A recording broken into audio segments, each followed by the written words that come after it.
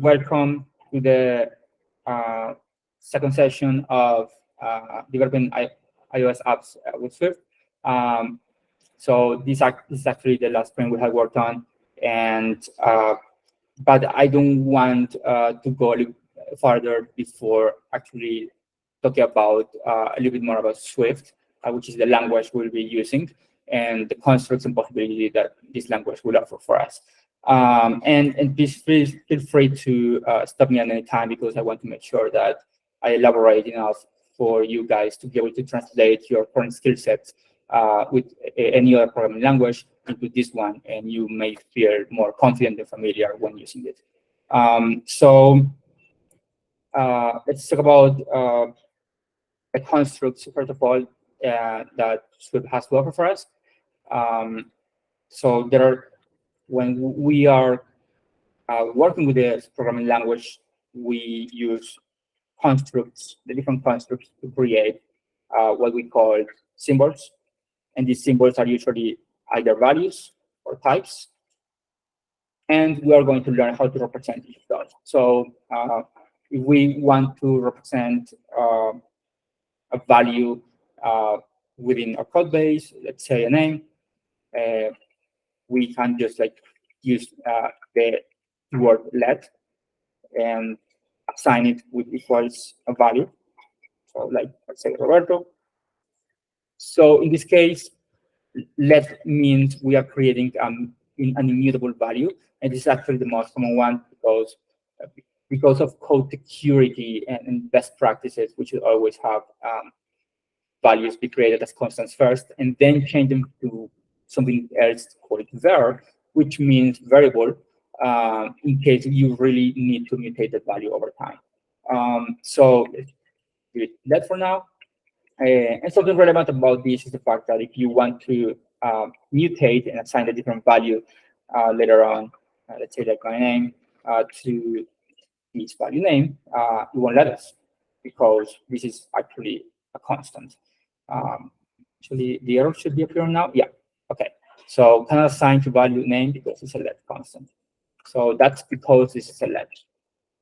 Where this var will let us, and the error will disappear because this is a variable, hence we can't change the value at any point in time. So let's return to let, and we can create another, let's say, a variable,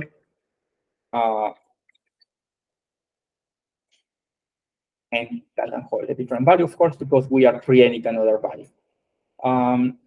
So these actually are the two ways to represent values, constant and variables, with different values. In this case, they are holding the string. This is basically a collection of characters, and it's the way we represent different texts.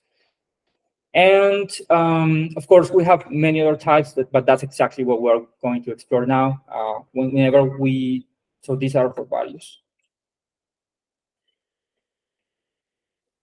Whenever we are going to represent types, we have several options, but there are especially three important ones called enums, structs, and classes.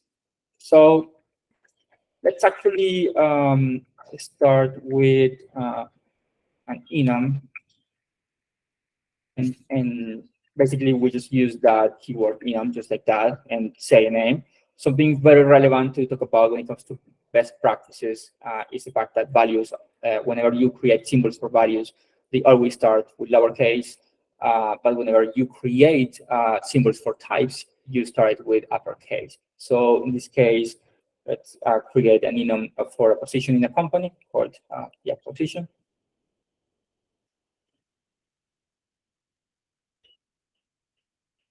Okay, and basically the enum allows us to represent different cases whenever we are creating values that will hold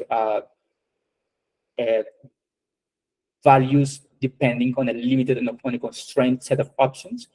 Basically, we use an enum.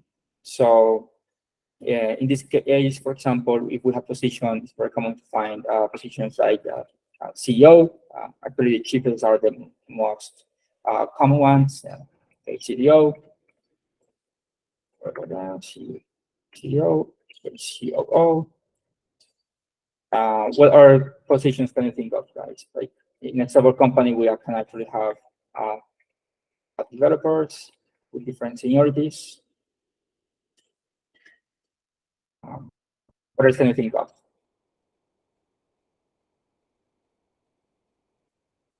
I can leave it like that for now. It's actually very simple, but enums allows us to represent that, which means with this type now we can create a value.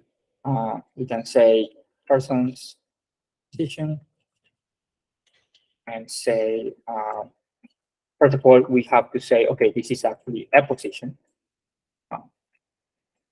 And then this is actually the way we create values by explicitly specifying the type. So in this case, we are creating a value called person's position that will hold any value of type position. In this case, we can assign it with equals and say this person's position is COO, let's say. And okay, two important things to notice here. The first one is the fact that we assign a type with a column, but then we assign a first value or any value in general at any point in time with equals. So we are saying this is the case COO of the type position, and we will be holding that value within the symbol called person's position.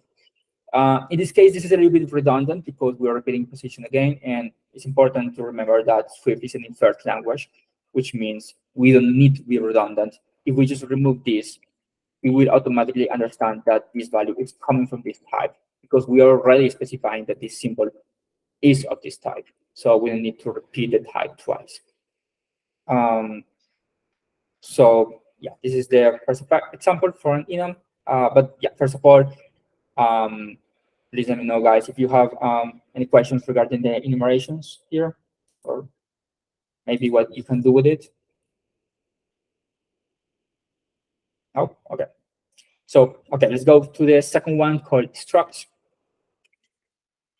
So structs are actually one of the most common ways to represent data types in Swift because it allows us to model what complex structures of data are going to look like within our code base.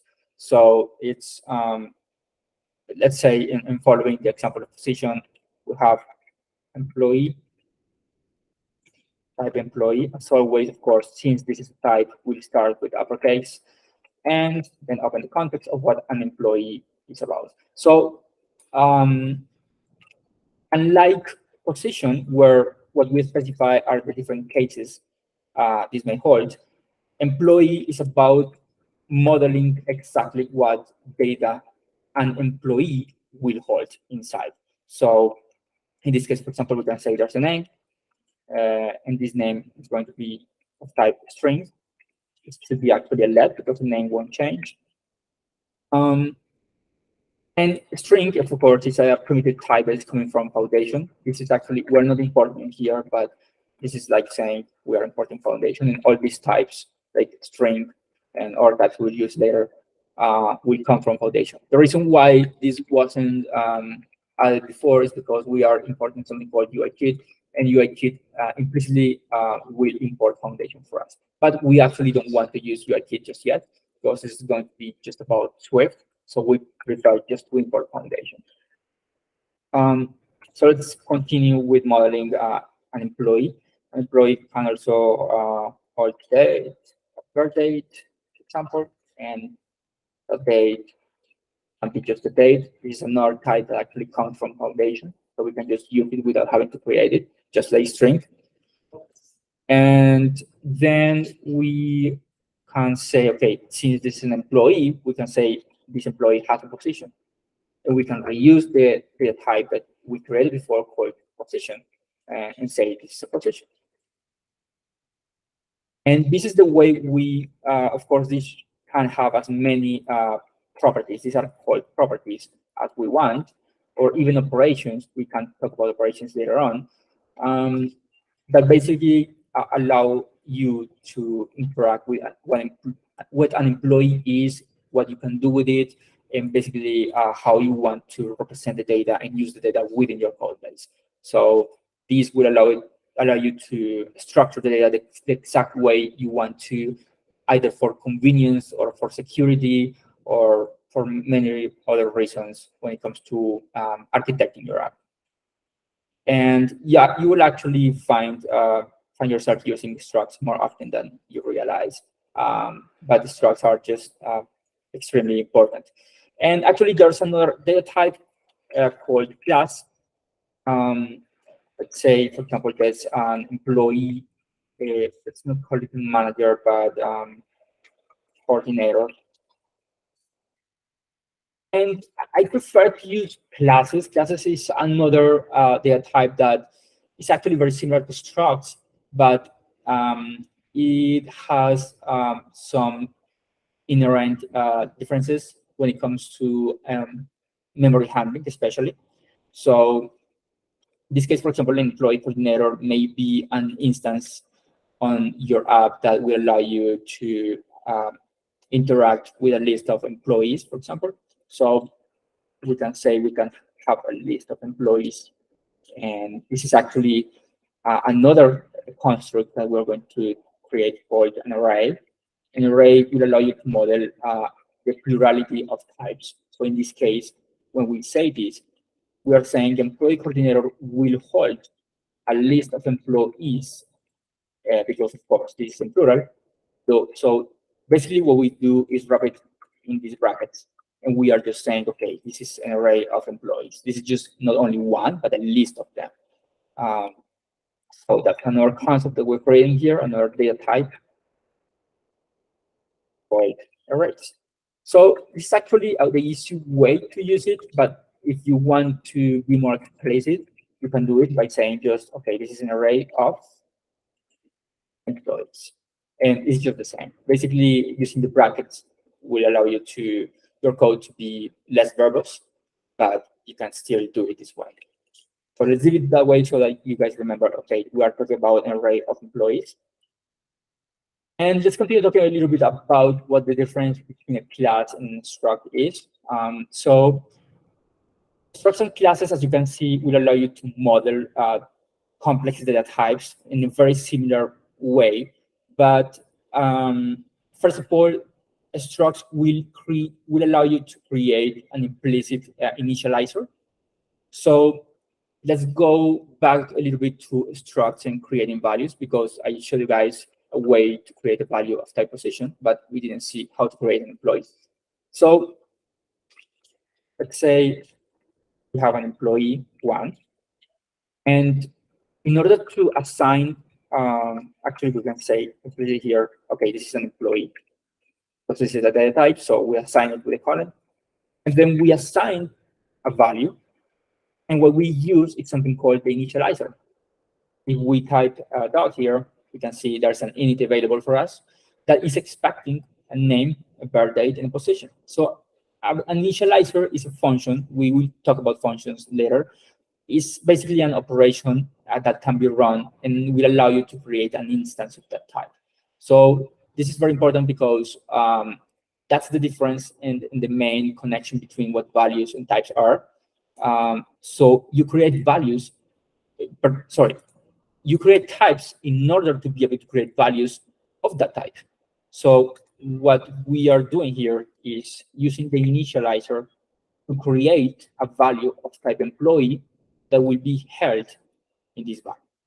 So in order to make this happen, we have to pass a few values that we promised, because we configured the struct to expect three properties. And okay, we will use a name. Let's say my name. And we can use a date here. In this case, I don't want to go too deep onto how to handle date, so I will just say, okay, this is a new date. This will automatically return the today date. So basically like saying, okay, I was born today, which is not true, of course. And then position, I'm actually a developer. So, okay, position is a developer. And again, we don't say position.developer because it's implicit, it's explicit that we are saying position is expected to have a position value. Hence, if I just type dot and specify a case within that type, it will just work. So this is a way of implicitly specifying values for enum cases. And then we already have a value of type employee that is being held within the constant employee one. But then you can see this is actually broken here, this class. And the reason for that is because class won't create initializers for you automatically. In this case, we are using an initializer of that type because structs will always create initializers for you.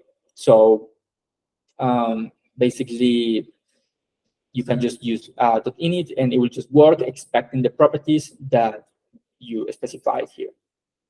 With classes, it's not the same. With classes, we have to go ahead and create an initializer ourselves. Say, okay, we are expecting a value called, a parameter called employees of type. Actually, let's use the shorthand here, an array of employees. And then we open the body of this function because an initializer is function. Again, we'll talk later about these functions. And we will say, okay, my employees is equal to the employee that is entered here. So this actually is an input, a parameter, that is actually what we pass whenever we use the initializer. And basically, we are using this value to assign it to our inner property here. And this is basically the way we create an initializer. And of course, it stopped working. It stopped showing the error because we already have an initializer that will allow you to set a first value for this. And the reason why it was requiring a first value is because we said this is a constant, and a constant will always need a first value because anyway, it's not that you can mutate it later because it's a constant. So whenever you create a constant, you will need to automatically assign a first value to it. In this case, since this is a property within a class, we will just assign it within the initializer, and that's the first and ever value that you will have. So that's basically it. Okay, so and as I noticed, we are already a few minutes ahead, so let me know whenever you feel like we should stop. Okay, so let's continue with giving you guys a way to create a value of type employee coordinator. So let's say we have a coordinator. We would say this is a type coordinator, which is the type which we just created, and we will use the initializer that we created. This time we created it manually, but it's already available here. So it's expecting an array of employees. So what I can do is pass an array with the only employee value we have, in this case, employee one. And just like that, we already have an enum called position, which is a type, a value of the type, then also an struct under that type called employee, and a value of that type, and then a new data type called employee coordinator called class that basically will allow you to create a value of that type and assign it first value. So these actually are the most important constructs both for values and for types. And this is actually the way you represent data within a code base. And so you guys have any questions so far? Yeah, in line 44, when you have subclasses and such, how does that .init know which class is the initializer being called from? Yeah, because this is, again, since Swift is an inverted language, you can implicitly say you are calling the initializer of the type it's expecting. So there's actually another way you can do this. Instead of saying, actually, this is not a coordinator, sorry. You can also do, let's create a coordinator 2 and say this is actually an employee coordinator that's expecting an array of employees, and then we pass it. This is another way. And actually, this is the most common way because usually what you do is not specifying the type right there, but initialize it directly with the type, and it will assign automatically the type of that value to the constant or variable you're creating. So the reason why I'm showing you this, guys, is because we are working in a global context right now. So in this case, we don't have coordinator specified as an employee coordinator before. So it's important to specify the type first, and then at some point we may assign the value either on the initializer or maybe just somewhere else in case this is a variable. So what I'm trying to say here is you will find yourselves in most cases having, let's say, a struct of let's say a presenter. We will talk about presenters later. Employee list presenter, let's say. And you will have an employee coordinator of type employee coordinator.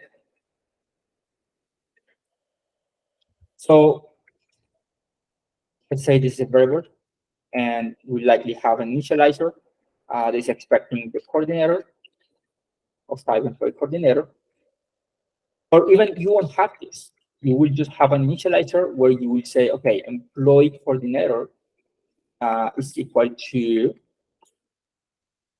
this employee coordinator. And you don't want really to say, okay, this is an employee coordinator. So it gives you the way to write implicit code so that you can have less verbose code base and be able to read in a nicer way. So we don't want to be redundant and say, okay, this is an employee coordinator, because we're already expecting this to be a coordinator anyway. So we just use the implicit initializer, and it already knows that it's coming from the employee coordinator. Since this is the type of the value, the initializer will come from there. So most of the times you will find yourselves either first assigning a value of the type or even changing it later on. So you just want to use init instead of having to repeat over and over again the data type that you want. In this case, you will find some instances where you want to just use right there the data type with the corresponding initializer, because you haven't specified a data type first. So you want to go ahead and assign both the type and the first value for the first time in a single line without having to repeat that. So you can go either with this or with that, but the idea is not to be redundant. If you are just assigning a value that was previously declared, let's use init, because the data type was already specified. But if you haven't declared that value before, you can go ahead and explicitly say, okay, this is a type of a value of type this class in this case, and you will assign implicitly the data type to the value we are assigning it to. And that's pretty much it. So, yeah. Did that answer your question, Roberto? I think so. So in line 46, you can just as in line 46, you can just explicitly say the class it is initializing from. Yeah, exactly. But I am here assigning both type and value at the same time. In here, we are assuming the data type was assigned before, hence we don't want to repeat the data type here. That's why, Okay. which is actually the best example is actually found here. So let's remove this one, actually. This is by example maybe. So coordinator is this. Since we haven't specified the type before, we go ahead and assign both type and value at the same time. But in this case, we don't specify the type here. We just say init because the data type was specified before, like in this case. Does that make sense? I think so. Okay, awesome. Any other question? Nope. Okay. So yeah, next thing to work on would be how to make things happen. And basically, this is the way we represent data, but this data is pretty much not changing or having any functionality. So that's when we start talking about having functionality through functions. functions are basically the constructs that Suite offer for us in order for us to represent instructions and routines that will allow the code base to change in time and make things happen for your apps. So